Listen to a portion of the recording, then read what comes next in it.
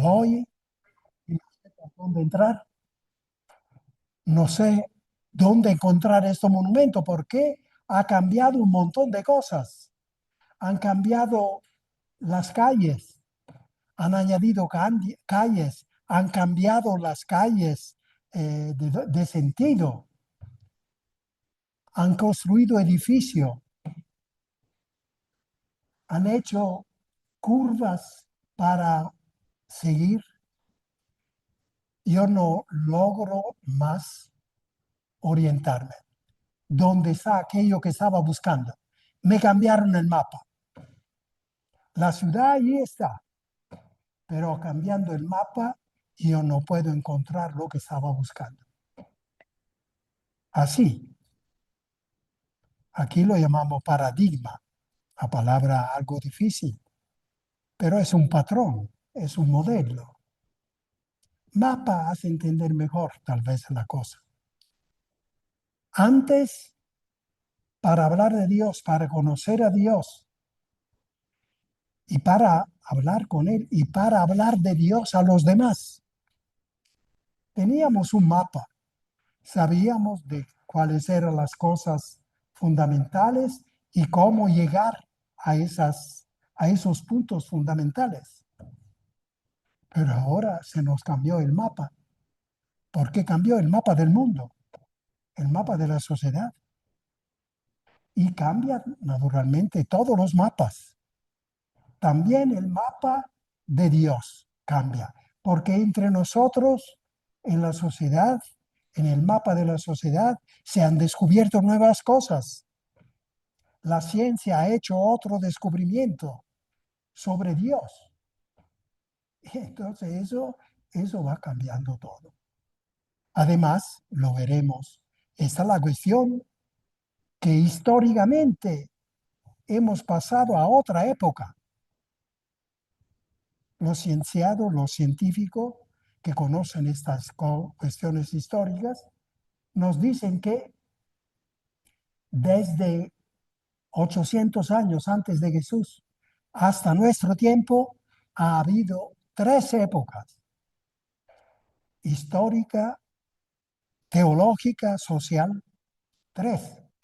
O sea, un medio de 1000 años. Y ahora estamos dejando esa de 1000 años pasado para entrar en otra época. Eso nos hace entender qué cambio hemos tenido. Porque si seguimos hablando como se hablaba en la otra época, la gente ya no entiende. Los jóvenes ya no entienden. Porque eso es cambiar el mapa. Vamos por orden.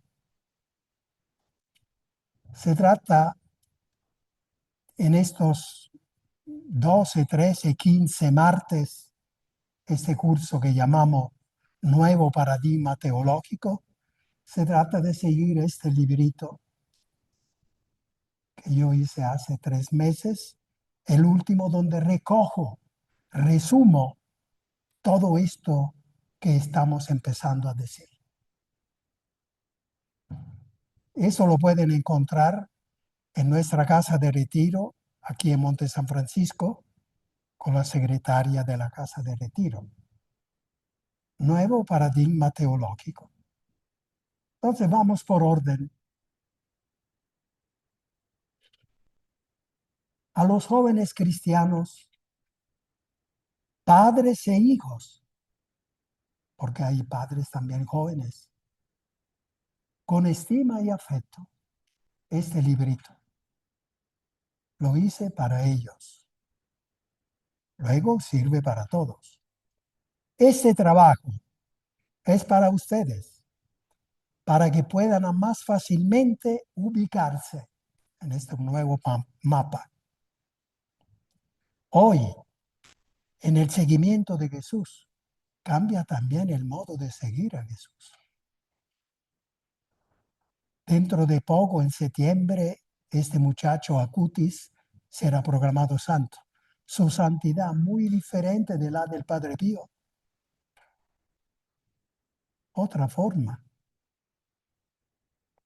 Ahora sí, en el mapa, los monumentos principales, los puntos principales, no cambian. Lo que cambia son los caminitos para llegar allí. Eso cambia. Eso la historia. Esos puntos centrales, los monumentos, esos son los dogmas en nuestro lenguaje cristiano. Los dogmas no cambian. El mapa divino no cambia los dogmas, pero sí cambian todo lo que lleva a ellos, que hace reconocer a ellos, las novedades que se han puesto en torno a ellos, las que luego producen todos esos cambios, que si no conocemos, no entendemos todo el mapa.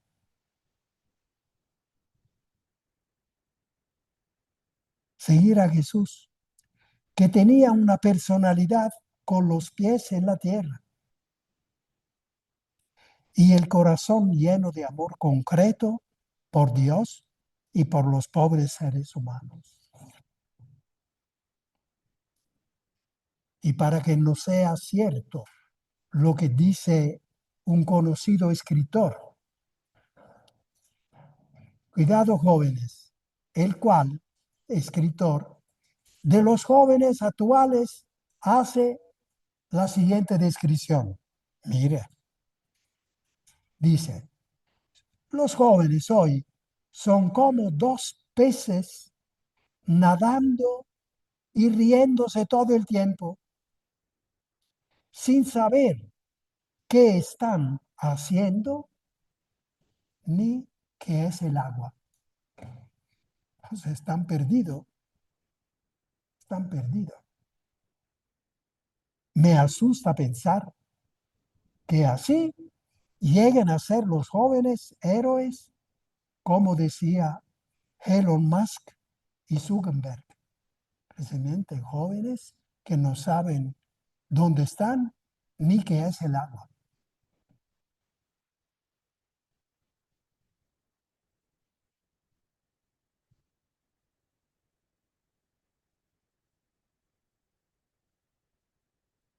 Y ahora vamos a la primera parte de este librito, de este curso. Son 4 partes. Esta es la primera. Es como una introducción. Contiene este librito intuiciones bien fundamentadas doctrinalmente, eso se lo puedo asegurar, bien fundamentadas doctrinalmente, que han llegado a ser fuertes convicciones mías a la luz de muchos años de mi historia revolucionaria, entre comillas. Yo tengo casi 90 años, lo crean o no lo crean. Entonces, una historia larga. He visto muchas cosas, lo vamos a decir más adelante, pero ha llegado a ser convicciones mías bien fundamentadas doctrinalmente. Historia que va desde contemplar cuando era niño, hace 90 años, contemplar a enjambres de cientos de aviones en vuelo, bombarderos, 100, 200, oscurecían el sol, como las nubes negras que pasan y oscurecían el sol. Sí, en el 1945, que estaba terminando la Segunda Guerra Mundial. Yo de niño veía estos aviones que iban a bombardear otras ciudades que estaban cerca. Entonces nosotros no teníamos tanto miedo. Más bien, cuando venían los cazas ingleses contra los alemanes. Era un espectáculo para nosotros los niños ir a ver eso que se corrían, ¿no? De uno detrás de otro, se perseguían. Solo que mi papá sabía que las esquirlas eran peligrosísimas, porque ellos disparaban y entonces nos agarraba. Pero para nosotros era un espectáculo. Desde ese tipo de experiencia a otra, hasta el día de hoy, 90 años de historia, pasando por otras experiencias muy importantes, muy grandes, pasando por el Concilio Vaticano II, ver, yo estaba estudiando en Roma, en la universidad, ver salir de San Pedro, la Basílica de San Pedro, miles y miles de obispos, eran 4.000, vestidos de forma diferente, de dónde venían, quién sabe. Una experiencia. Y luego lo que producían ellos, documentos en la mañana, nosotros en la universidad por la tarde ya los estudiábamos estos documentos. De manera que, y decían cosas muy nuevas, muy nuevas. Cuántas experiencias. Y en mi persona hay que recordar la experiencia de, de ir a Centroamérica, de venir a Centroamérica como misionero. Un mundo diferente, muy diferente. En Nicaragua, yo fui a Nicaragua por los primeros 12 años. Nicaragua, 6 años antes de la revolución, de la victoria de los sandinistas, y 6 años después con los sandinistas. Entonces, esa experiencia.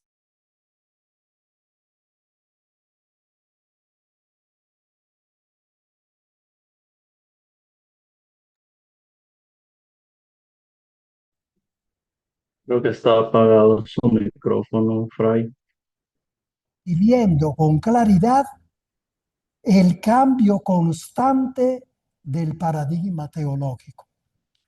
Yo desde cuando veía a los obispos salir de Roma del Concilio Vaticano II hasta 40 años después, venir en Centroamérica y con toda la experiencia, yo veía cambiar el paradigma, o sea, el mapa. Se oía hablar de otras cosas. El magisterio decía otras cosas. El concilio decía otras cosas, a la par del cambio psicológico y social de la convivencia humana de todo el mundo, porque no cambiaba solo, cambiaba todo el mundo. El cambio tecnológico. Antes, uno de aquí que quería hablar con China, con uno que estaba en China, nosotros teníamos los frailes en China y nos contaban cómo se comunicaban. Para ir a China había que hacer 1 mes y medio de barco y ahí llegaba la comunicación. Ya desde hace 20 años, en el momento, miles de comunicaciones. Esto son nuevas ideas. Y entonces un centroamericano que hablaba, que podía hablar con los chinos, con esta multiplicación de ideas, estaba manejando miles de ideas nuevas. Todo esto cambiaba el panorama, cambiaba el mapa. Lo veremos mejor cuando vamos más adelante. Ahora estamos haciendo una introducción. Entonces, este librito es importante porque ayuda a conocer mejor y amar más a Dios y a la gente en nuestro tiempo. El fin es esto. El fin es esto.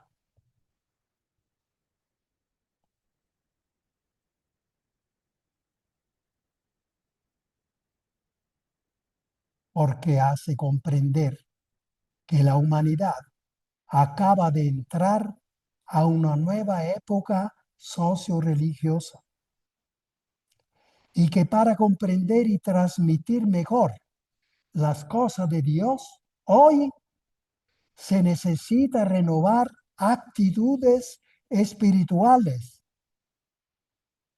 marcos intelectuales. Si pensamos a la cuestión ecológica, por ejemplo, que hace 30 años no se hablaba casi. Hoy se dice que es una cuestión. El Papa ha hecho una nueva misa. Está la misa con la intención ecológica de manejar bien las cosas de la creación. Es útil también este librito para comprender mejor los obispos latinoamericanos. Cuidado. Hace 25 años, en el mensaje a los cristianos de Latinoamérica en vista del nuevo milenio,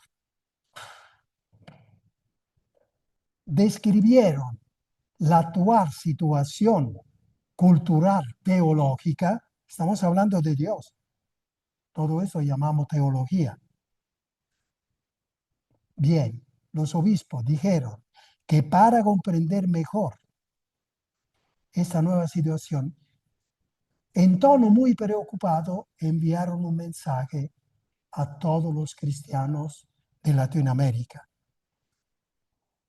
Entre otras llamativas expresiones, fíjense, avisaron diciendo lo siguiente: de Dios nos han transmitido una caricatura. Uno se asusta. Los obispos están diciendo que lo que manejaban nuestros abuelos, nuestras abuelas, los santos del siglo pasado,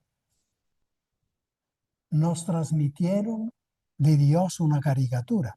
Aquí hay que decir, no es porque eran malos o porque eran ignorantes, simplemente porque estaban 50, 100 años atrás.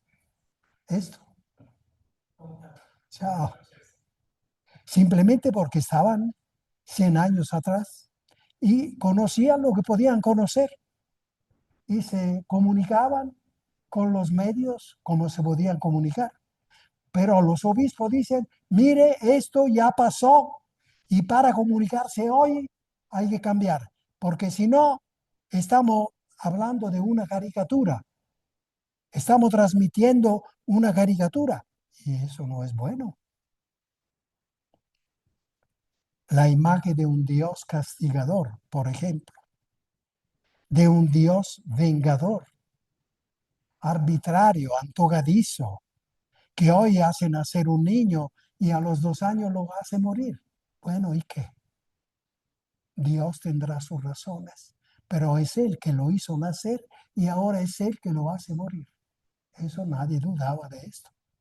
Pero decirlo hoy, eso es una caricatura. Eso de Dios, yo si fuera uno de hoy, diría, no me hables de este Dios, no estoy interesado. Pero ¿cómo? Sí, no me interesa un Dios así, pero te castiga. Y dentro de mí digo que me castiga. Entonces cuando se dice, hoy no quieren saber nada de Dios, posiblemente no quieren saber nada del Dios caricatura que nosotros seguimos dándoles a los jóvenes. Ya no les interesa. una de las razones fuertes. Es útil este librito porque Papa Benedicto XVI en 2007, eso sería siempre bueno, ustedes vengan siempre con un librito, con un cuaderno y anoten, aunque después con el librito lo encuentran. Papa Benedicto XVI dijo al clero de Roma en 2007, dijo lo siguiente: la teología ha sido siempre múltiple, como hemos siempre dicho. La palabra de Dios es siempre más grande. Por eso no podremos agotar jamás el alcance de esta palabra. Entonces, se necesitan enfoques diversos hoy. Fíjense bien, enfoques diversos. Diversos tipos de reflexión. Hay que decir otras cosas, hay que reflexionar otras cosas, hay que ir más a fondo. El teólogo trate de encontrar pistas, sigue Benedicto XVI. El teólogo, el que trata de las cosas de Dios y la quiere comunicar, trate de encontrar pistas que respondan a las exigencias y a los desafíos de nuestro tiempo.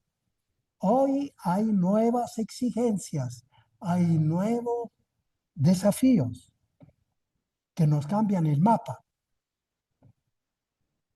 siendo siempre consciente que todo esto se basa en la fe de la Iglesia. No estamos hablando de otra cosa. Es la Iglesia que quiere eso,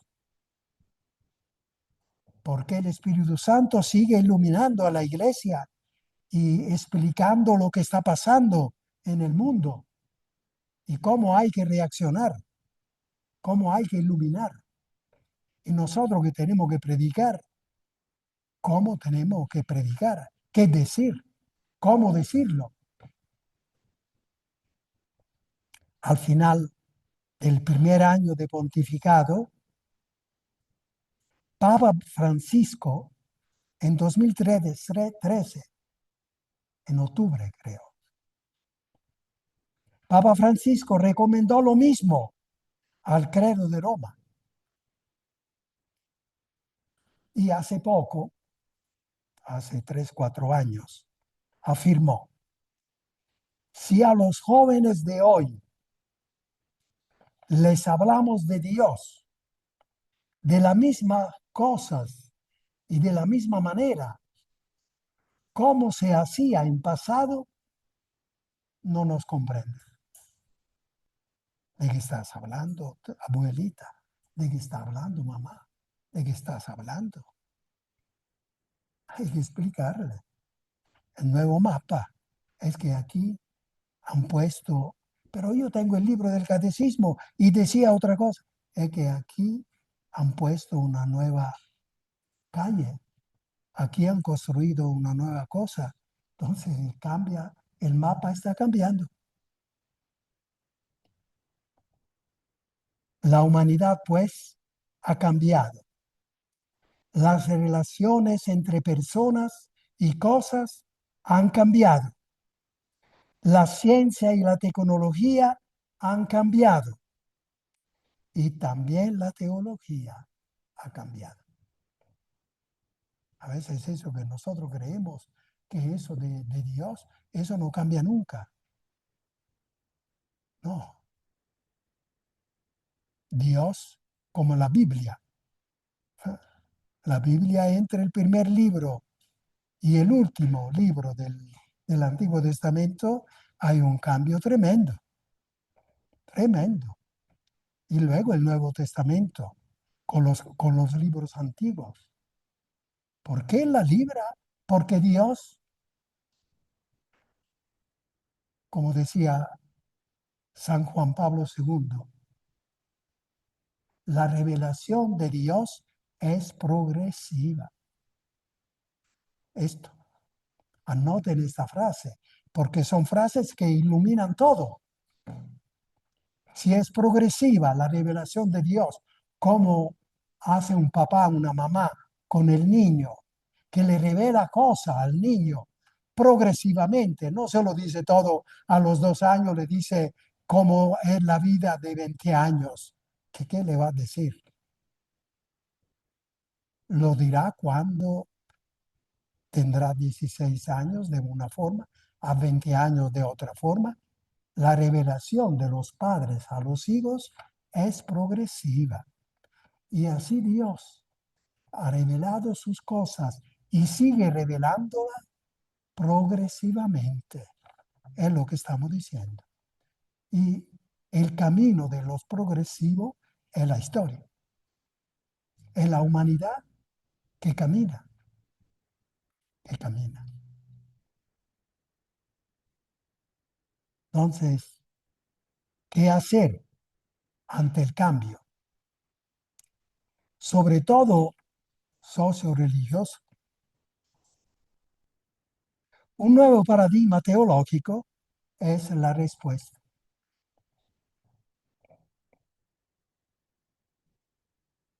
Creo que se ha entendido esta introducción, al menos lo grueso. ¿Lo han entendido ustedes? Mm, bien.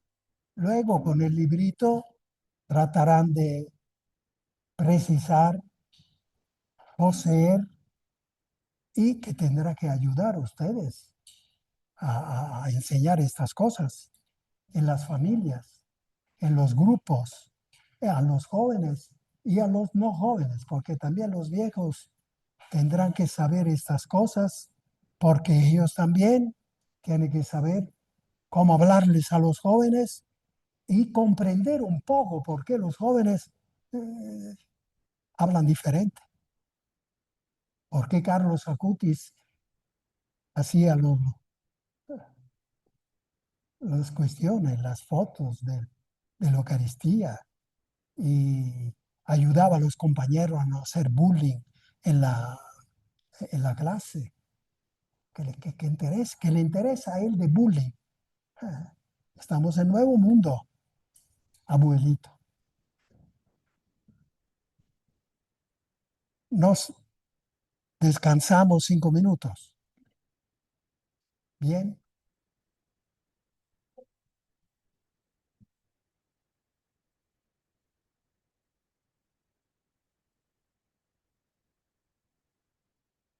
un abrazo a estos frailes. Bienvenido, bienvenida. Todavía bien.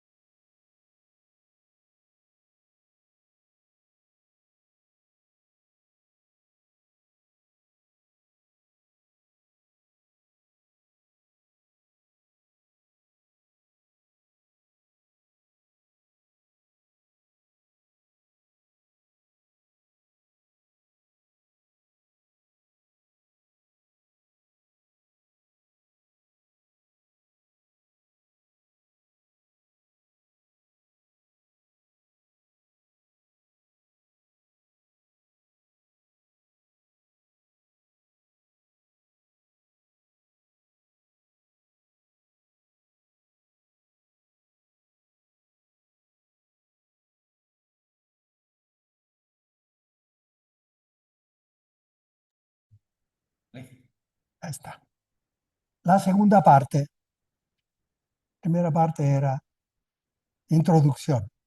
La segunda parte son los conceptos preliminares, o sea, vamos a explicar cosas y vamos a usar ciertos conceptos, base, 3, 4 conceptos, base. Entonces tenemos que entendernos como hacían los teólogos de la Edad Media, que mucho discutían sobre temas. Primero decían, primero se aclaran los términos. ¿Qué entiende usted por esto? ¿Qué entiende usted por esto? Para que si no sucede que nos peleamos y después de una hora de pelea pensábamos lo mismo, es que no habían aclarado bien los términos. Uno decía una cosa, el otro usaba otra palabra, pero el concepto era el mismo. Los conceptos preliminares. ¿Qué es un paradigma? El título del librito. Nosotros hemos usado la palabra mapa. Algo nos hace entender un poco mejor, pero la palabra técnica es paradigma, un conjunto de cosas, de conceptos que hacen entender realidades complejas, un patrón, un modelo. Un modelo explicativo de lo que va cambiando en torno a una realidad. Hemos dicho que no vamos a cambiar los dogmas. Esos quedan. En un mapa son los monumentos que no cambian de lugar. Son las plazas y otras cosas fundamentales de la ciudad que no cambian de lugar. Para nosotros se trata de los dogmas. Entonces no se trata de cambiar los dogmas. Se trata de cambiar lo que gira alrededor de los dogmas, que se viene diciendo más, aclarar más de los dogmas. En el ejemplo del mapa hemos dicho, son las nuevas vías, las nuevas calles, los nuevos edificios, que si tú no los conoces, te hacen perder. Y no puedes llegar ni siquiera a los dogmas.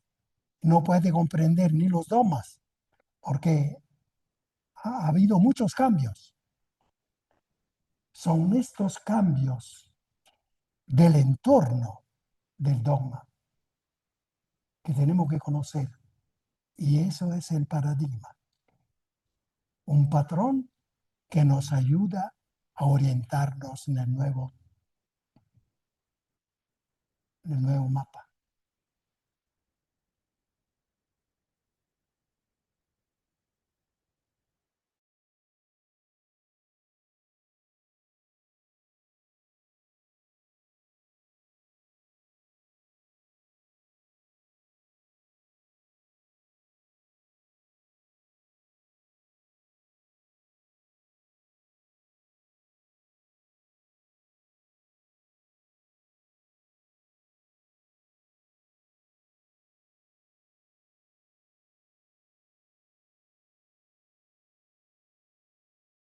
En el conocimiento nuestro lo vamos conociendo mejor, lo vamos profundizando y entonces lo vamos viviendo mejor.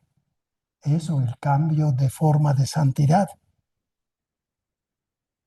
que también cambia. Asumir un nuevo paradigma necesario es un salto de calidad, porque nos hace comprender mejor cómo llegar al dogma. Es un salto de calidad en este nuevo tiempo, muy importante. El salto será de más calidad dependiendo de los valores vitales que subyacen. Depende de qué estamos hablando. Si estamos hablando de la Eucaristía, que es que hay que conocer mejor, o según las cosas nuevas, etcétera, esa es la cosa, es grande, es fuerte. Ahora, si estamos cambiando cómo hacer el canto, si gregoriano o el canto como lo hace Rosario, angélico, angelical, ¿verdad? Eso ya es valor, es un valor, pero un valor no así de importante.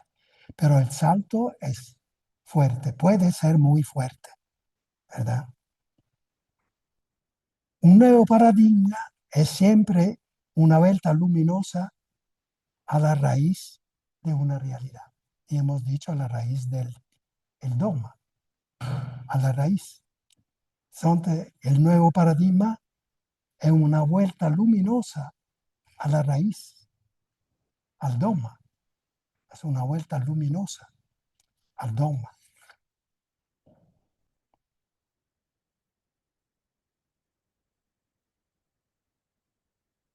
La raíz teológica del paradigma cristiano es constituida por la persona de Jesucristo. La raíz,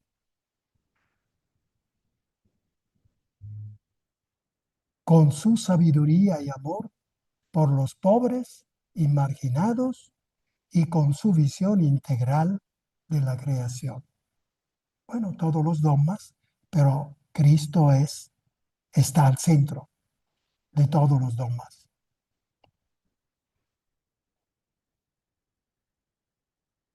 que queremos conocer mejor. Paradigma es palabra griega. También eso lo voy leyendo. No hay necesidad que se ponga, pero es bueno oírlo. Es palabra griega, paradigma, compuesta por una preposición que es para. Para es una preposición griega. Y un sustantivo que es deigma. Deigma. Paradigma. La palabra, la preposición significa en torno a. Nosotros decimos los paramédicos. ¿Quiénes son los paramédicos? ¿Ustedes lo saben? Cuando oyen paramédico, ¿en qué piensan? ¿A qué piensan?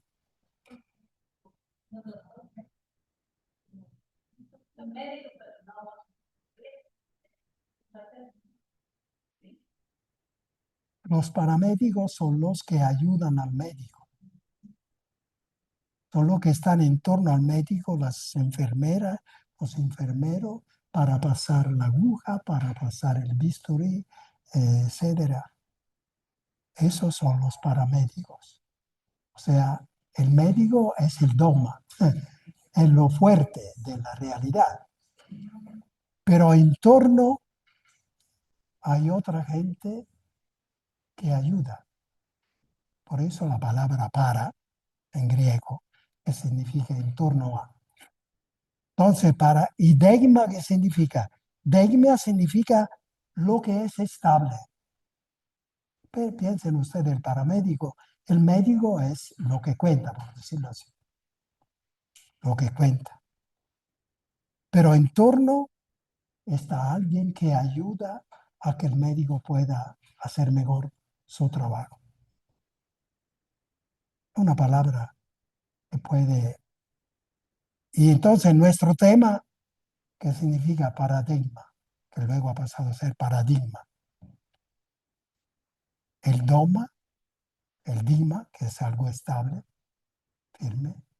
Pero nosotros tenemos que conocer lo entorno que va floreciendo en torno al dogma.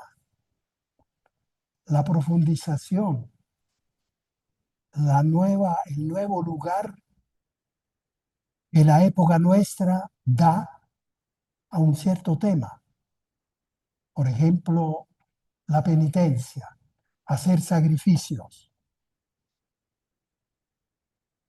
Hace 100 años te ocupaba un lugar, esto de hacer penitencia. Hoy ocupa otro lugar. Hay un cambio y es importante saberlo. Si no, uno no entiende. Ustedes jóvenes no hacen nada. En mis tiempos, yo puedo decir en mis tiempos, en el noviciado, con el flagelo, y cuando salía sangre, uno creía que era santo. Hoy ese tipo de cosas hace simplemente reír.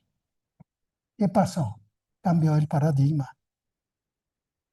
Y si uno no sabe que cambiar que este cambio de no hacer esa penitencia, ese tipo de penitencia, es un cambio bueno, el viejito o la viejita se asustan y dicen estos jóvenes no sirven para nada. No, no se santifican. En torno a lo estable. En nuestro contexto cristiano, paradigma significa enfocar lo que va cambiando en torno en torno al núcleo de la fe, que es el dogma. Creo que el concepto lo han entendido. Luego, para poseerlo, habrá un poquito más, pero entender. Los nuevos cambios reubican, como las nuevas calles del mapa. Reubican. Mira que tú estás aquí. Pero esto en el mapa viejo que tenía yo no estaba. Sí, es que no estaba esa calle. Entonces no, ahora no te orientas, no te orientas. Por eso te doy un nuevo mapa. Reubican para las nuevas generaciones aquella riqueza divina. Reubican, son las reubicaciones importantes. Aquellas riquezas divinas y humanas que Jesús ha revelado y el Espíritu Santo ha venido manifestando e inspirando a toda la humanidad en camino.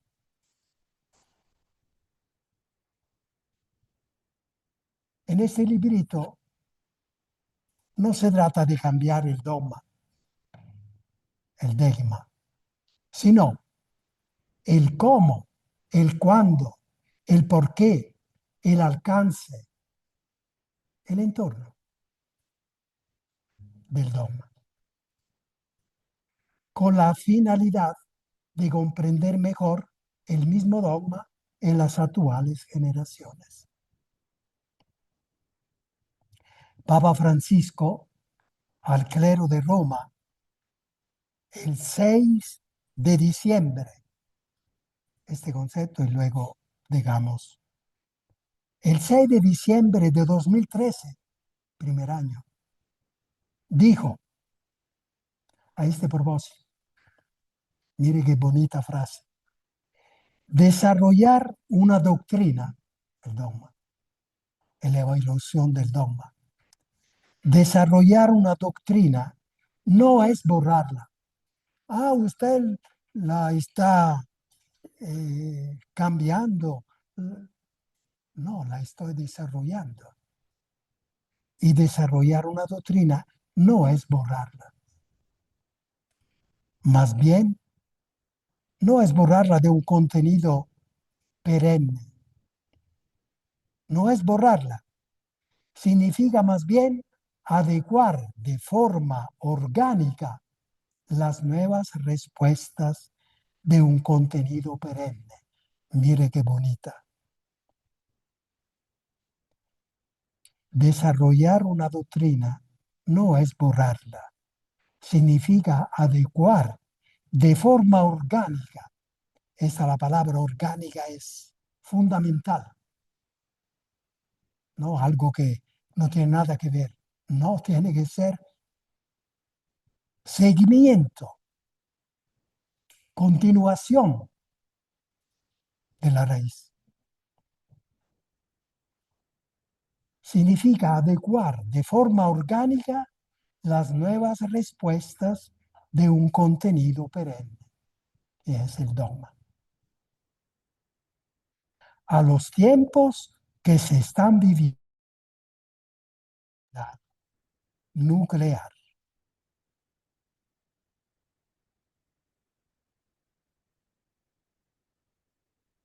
Nos quedamos aquí.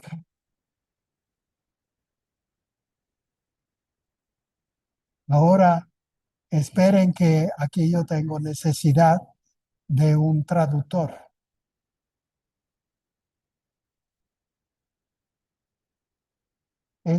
Haga la pregunta a él.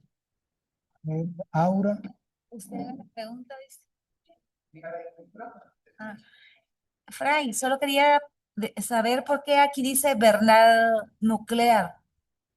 ¿A qué se refiere verdad nuclear? El núcleo.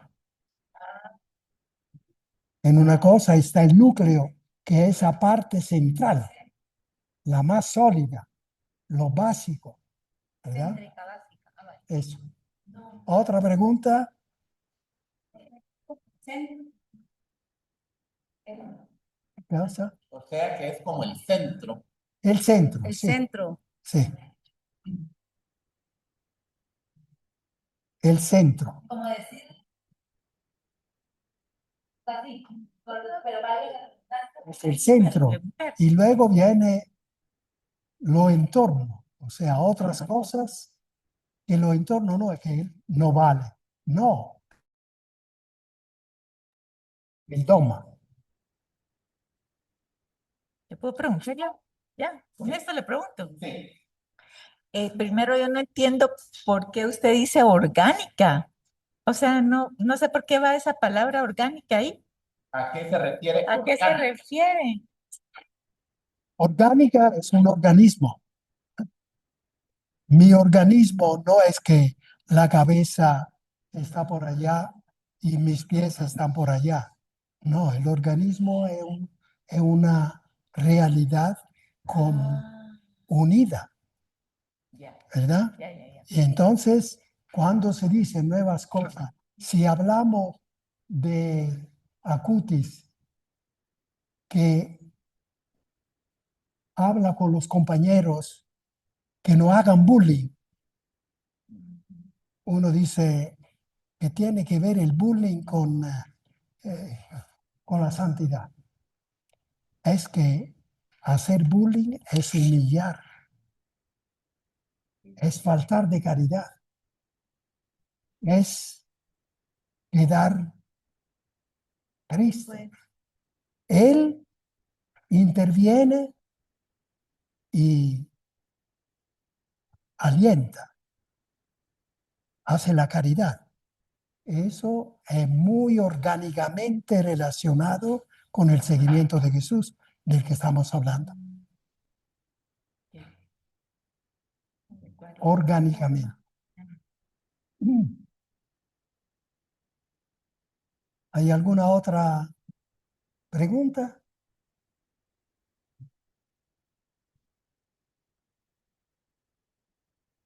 Orgánicamente. Yo he pensado en varias ocasiones, por ejemplo, lo que usted decía, que antes a uno le enseñaban los abuelos, los papás, de un Dios justiciero, un Dios... Por eso una anécdota que hace entender.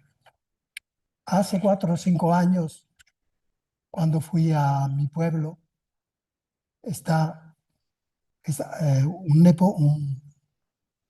es decir, un sobrinito muy pequeño de la tercera generación, pero me llama tío, 7 años, primaria. Un día va con el presidente o el presidente, nosotros lo llamamos, el que manda en la primaria, y le dice, hay que despachar esa maestra. Él se asustó y dice, ¿y por qué? ¿Qué ha hecho esa? Me ha amenazado de castigo. Y eso está prohibido en la ley del Estado. No se puede amenazar de castigo a los niños. Ahora, digo yo, este niño va a la catequesis y el cura le dice, si no estudian el catecismo, Dios los manda al infierno. ¿Qué va a entender ese muchacho? Está perdido. Si no encuentra a alguien que le va explicando otra cosa y que le tiene que decir que el cura no está al día, que no se ha evolucionado, porque esas cosas ya están dando vuelta, que Dios no castiga. Si lee el Evangelio de la adúltera, Juan 8,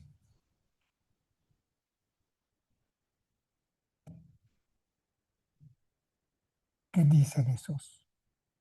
¿Y dónde está lo que te condenaba? ¿Nadie te ha condenado? Nadie, Señor. Tampoco yo te condeno. Pero nosotros estamos diciéndole siempre a los niños que Dios está condenando por todos lados. Y Jesús a una adúltera, uno de los pecados socialmente más graves, le dice, tampoco yo te condeno, solo que no lo hagas más. Entonces el castigo de Dios no es castigo, es corrección amorosa. Corrección amorosa. Lo que tiene que hacer un papá o una mamá. El evangelio del domingo pasado, que a mí se me olvidó hacerlo notar. Jesús manda a predicar y les dice, y con aquellos que no quieren escuchar, ¿qué vamos a hacer? Una ciudad que no quiere escucharlos. Ustedes no digan simplemente, los perdonamos y ahí está. No, no harían bien la caridad. Porque esa gente, si no quiere escuchar la verdad que ustedes van a decir, significa que es gente que se va a perder. Nunca va a conocer la verdad. No, ustedes díganle, pero ayúdenla a conocer la verdad. ¿Y qué tenemos que hacer? Bien, una ciudad no los quiere escuchar, ustedes en medio de la plaza.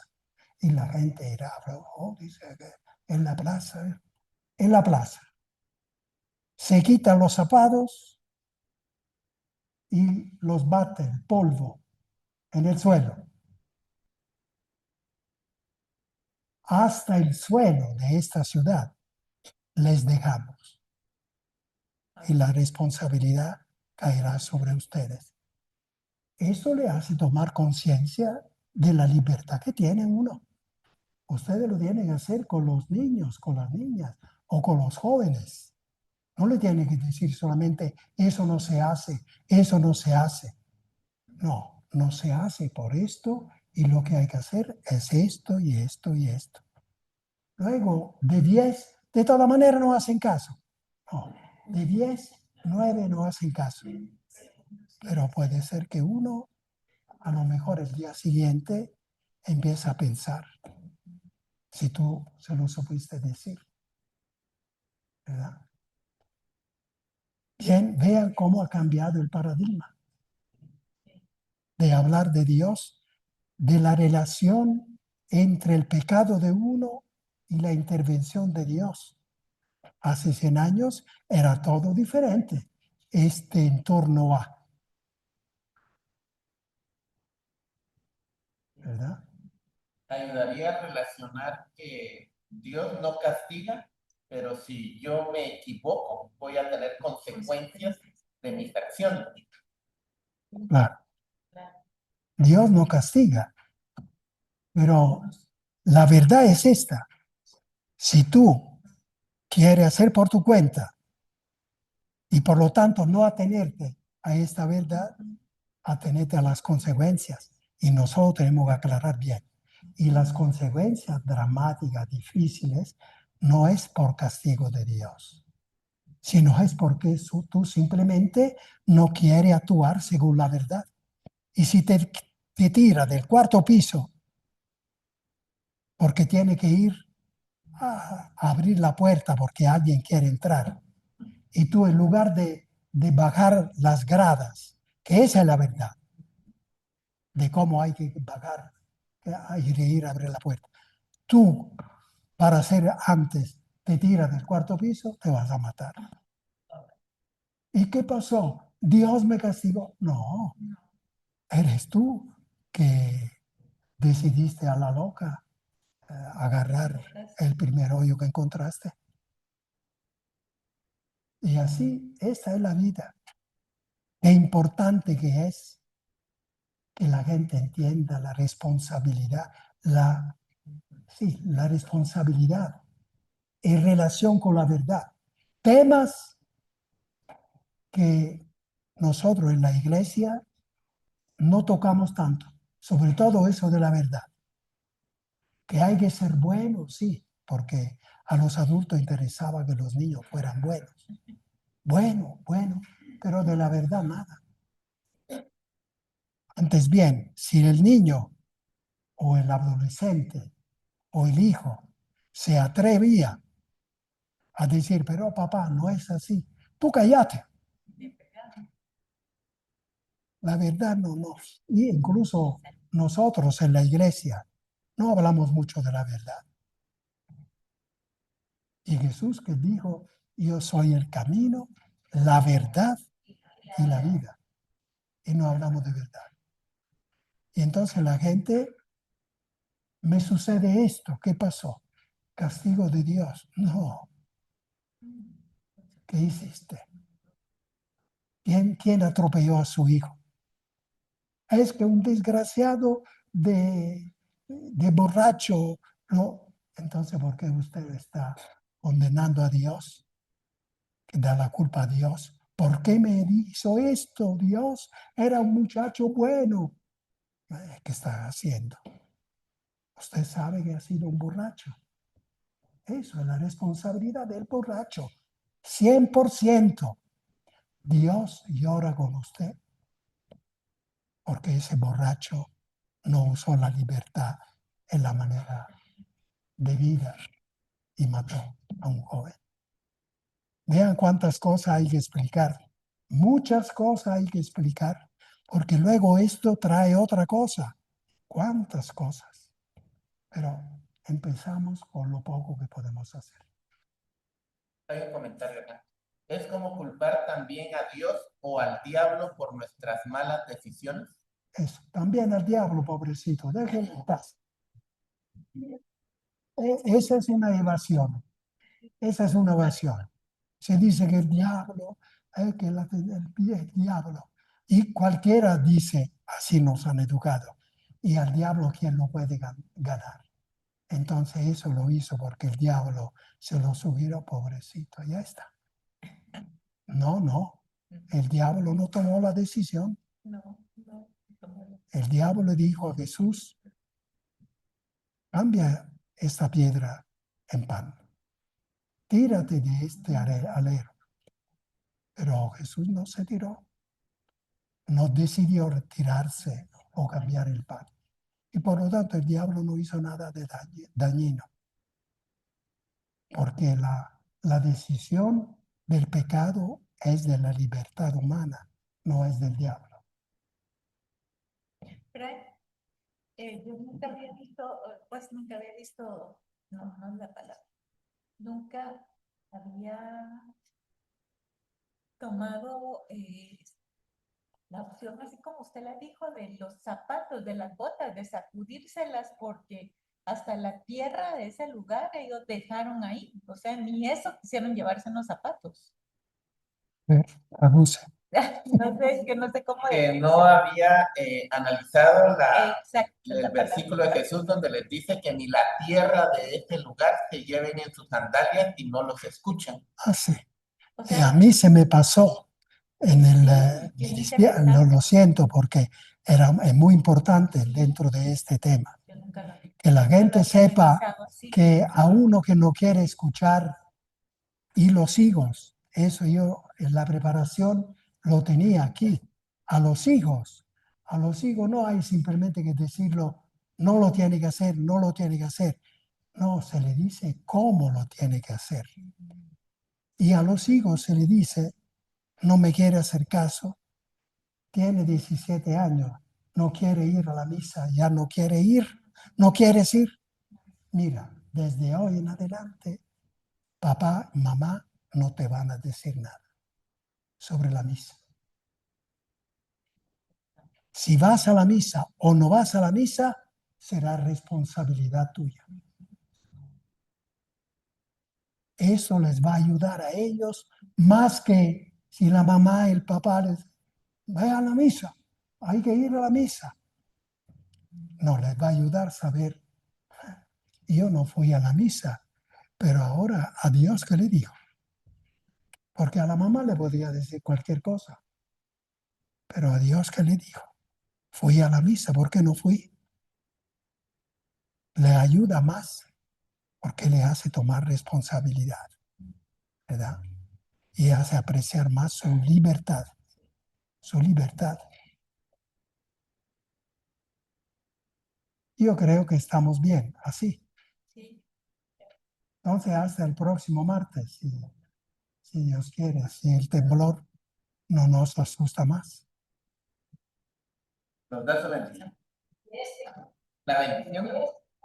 La bendición. A la bendición, sí. Entonces les doy la bendición que está en la Biblia.